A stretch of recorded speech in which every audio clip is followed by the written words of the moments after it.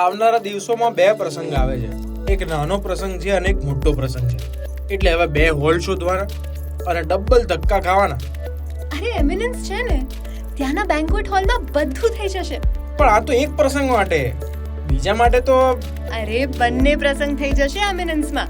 100 થી લઈને 1000 guest accommodate કરવાની કેપેસિટી છે એમિનન્સમાં.